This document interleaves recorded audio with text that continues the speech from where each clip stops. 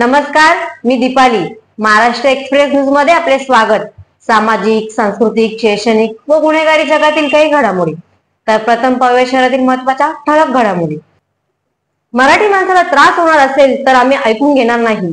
कल्याणमध्ये मराठी कुटुंब मारहाण प्रकरणातील दोषीवर कडक कारवाई झालीच पाहिजे, अशी प्रतिक्रिया कल्याण ग्रामीणचे शिंदे गटाचे राजेश मोरे यांनी माध्यमांशी बोलताना दिली आहे.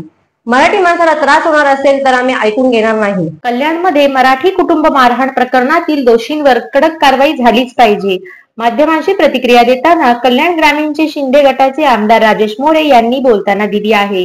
आपल्या महाराष्ट्राचे मुख्यमंत्री देवेंद्र फडणवीस आणि उपमुख्यमंत्री एकनाथ शिंदे यांनी विधिमंडळात केलेल्या भाषणात सांगितले की मराठी माणसाला जर त्रास होणार असेल तर आम्ही ऐकून घेणार नाही. त्यासाठी जे दोषी आहेत त्यांच्यावर कडक कारवाई करण्यात यावी अशी मागणी करण्यात आली. वाद आहे तो फार पेटलेला आहे. कल्याण पश्चिमेला देखील आपण बघितलं, कल्याण पूर्वेला देखील झालेला आहे, मानपाड आजूमध्ये झालेला आहे. त्याबद्दल आपण काय म्हणू? या विषयाच्या संदर्भात विधिमंडळात महाराष्ट्राचे मुख्यमंत्री आपले देवेंद्र फडणवीस साहेब असतील, उपमुख्यमंत्री एकनाथ शिंदे साहेब असतील, यांनी तो विषय मांडलेला आहे की मराठी माणसाला त्रास होणार असेल तर आम्ही ऐकून घेणार नाही.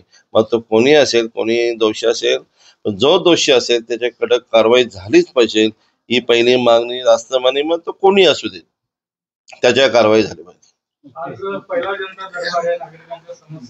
तर या होत्या शहरातील महत्त्वाच्या ठळक घडामोडी.